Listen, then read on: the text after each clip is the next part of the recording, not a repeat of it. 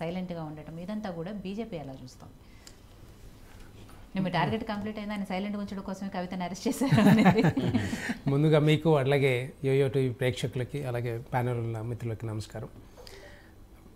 BRS సర్కారు కేసీఆర్ గారు ఒక ఉద్యమాన్ని అడ్డుపెట్టుకొని ఉద్యమంలోకి మనం తెలంగాణ సాధించుకుంటే బాగుంటారు, తెలంగాణ ప్రజలు బాగుపడతారని ఒక ఆలోచనతోటి తెలంగాణ ప్రజలందరూ కూడా ముక్కుమ్మడిగా అప్పట్లో పార్టీలకు అతీతంగా, కులాలకు అతీతంగా, మతాలకు అతీతంగా ఓట్లేసి గెలిపించారు. కానీ గత 10 సంవత్సరాల కాలం చూస్తూ ఉంటే మరి అక్కడ చేసింది శూన్యం, కానీ చెప్పుకునేది మాత్రం చాలా ఎక్కువ. ఒకటి గుర్తొస్తూ ఉంది, అంటే బీఆర్ఎస్ కేసీఆర్ గారిని చూస్తూ ఉంటే ఫ్రెంచ్ దేశంలో, ఫ్రాన్స్ దేశంలో ఒకప్పుడు 18వ శతాబ్దంలో 1789లో జూలై 18లో ఒక ఫ్రెంచ్ రాణి ఉండే. ఫ్రెంచ్ రాణి ఏం చెప్పిందంటే, ఫ్రెంచ్ రాణి కింద ఒక సేవకురాలు పనిచేస్తుండే. అమ్మ, ఇక్కడ ఈ దేశంలో చాలా రొట్టెలు కూడా దొరకట్లేదు తినడానికి అని చెప్పంటే ఫ్రెంచ్ రాణి అంటది, రొట్టెలు దొరకట్లేదు కదా, మరి కేకులు తినొచ్చు కదా అని చెప్పింది. అంటే ఎట్లా ఉందంటే ఇప్పుడు అదే అహంకారంతో గిదే అహంకారంతో బీఆర్ఎస్ ని కూర్చోబెట్టారు పక్కన, గిదే అహంకారంతో కూర్చోబెట్టారు పక్కన. నేను మాట్లాడేటప్పుడు మీరు సైలెంట్గా ఉండాలా లేదా? నేను మాట్లాడేటప్పుడు సైలెంట్గా ఉండాలి మీరు. మరి నేనంటే ఎట్లా నాకు అర్థం కాదు. కేటీఆర్కి అహంకారం ఉంటుంది, మీకుంటుంది, తర్వాత హరీష్ రావుకు ఉంటుంది, కేసీఆర్కి ఉంటుంది, మరి వీళ్ళందరికీ ఉంటుంది. ఎట్లా ఉంటుంది చెప్పండి, నాకు అర్థం కాదు. చేసింది శూన్యం, చెప్పుకునేది మాత్రం ఇట్లనే అరవడమా? అదే మీరు పక్కన మాట్లాడేటప్పుడు మీరు సైలెంట్గా వినాలి. నేనేమైనా మాట్లాడినా మీద మాట్లాడేటప్పుడు అది నేర్చుకోండి, మరి ముందుగా అది నేర్చుకోవాలి ముందర. సో అట్లా అదే చెప్తున్నా కదా నేను. అహంకారం ఎక్కడైతే ఫ్రెంచ్ రానికి ఉందో అది ఆ కోటలు బద్దలు కొట్టి అక్కడ మొత్తం కూడా ఫ్రెంచ్ విప్లవం వచ్చింది అప్పుడు.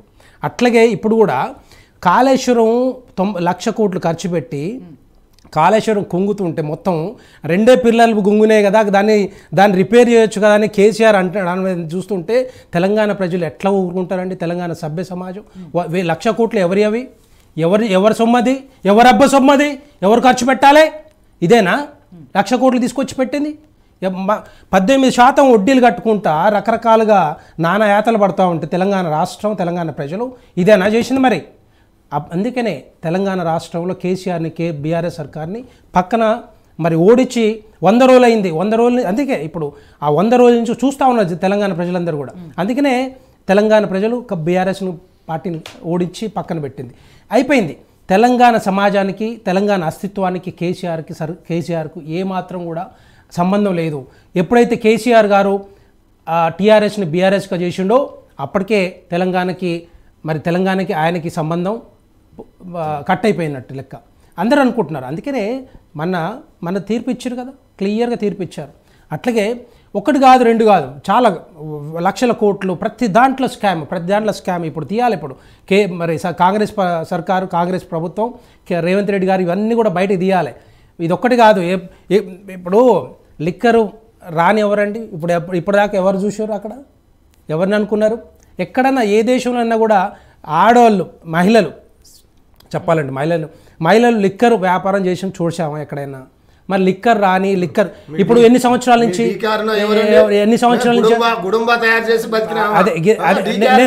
నేను మాట్లాడుతున్నాను. మరి నువ్వెట్లా అంటున్నావు? లిక్కర్ శక్తి ఎట్లయితే లిక్కర్ శక్తి ఎట్లయితే శక్తి అవుతుంది ఆమె కాదు. 100 కోట్ల మురుపులు ఆడకి వచ్చినాయి. 100 కోట్ల మురుపులు ఎక్కడి నుంచి వచ్చినాయి? 100 కోట్ల మురుపులు ఎక్కడి నుంచి వచ్చినాయి? ఎక్కడిచ్చారు? 100 కోట్ల ముడుపులు ఎక్కడి నుంచి తెచ్చిచ్చారు ఆ పార్టీకి? 100 కోట్ల ముడుపులు ఎక్కడి నుంచి వచ్చినా చెప్పాలి. ఇప్పుడు ఈడీ దగ్గర చెప్పాలి. మరి అందుకే అరెస్ట్ చేశారు కదా, అందుకే అరెస్ట్ చేశారు. అట్లాంటిది ఇప్పుడు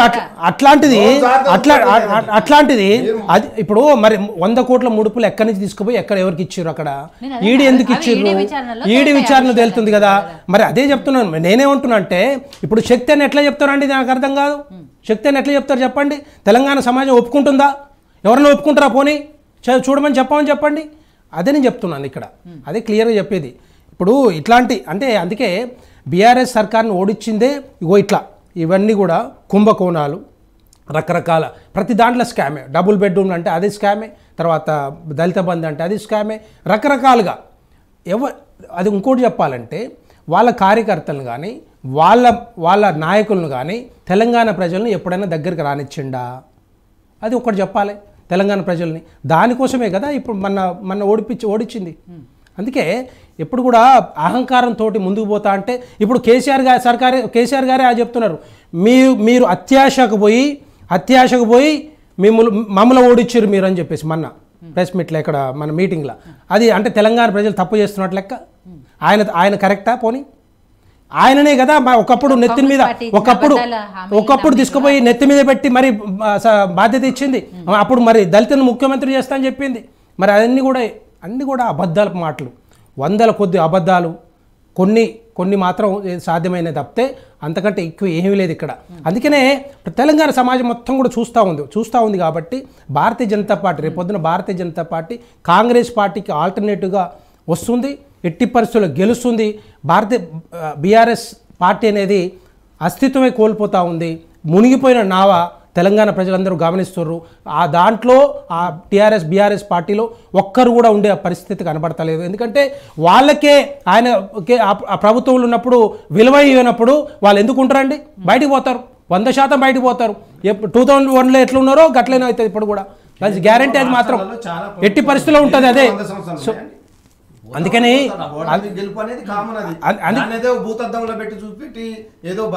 ఇప్పుడు అందుకే భారతీయ జనతా పార్టీ 2 సీట్ల నుంచి ఎప్పుడైతే 303 సీట్లకు, రేపొద్దున 330 సీట్లకి, తర్వాత రేపొద్దున 411 సీట్లకు ఎట్లా వస్తుందో డెఫినెట్గా భారతీయ జనతా పార్టీ ఇక్కడ కూడా 10 నుంచి 12 సీట్లు గెలుచుకుంటుంది. రేపొద్దున సర్కార్ భారతీయ జనతా పార్టీ ఇక్కడ తెలంగాణలో ప్రభుత్వంలోకి వస్తుందని చెప్పి మనం చేస్తా ఉన్నాను.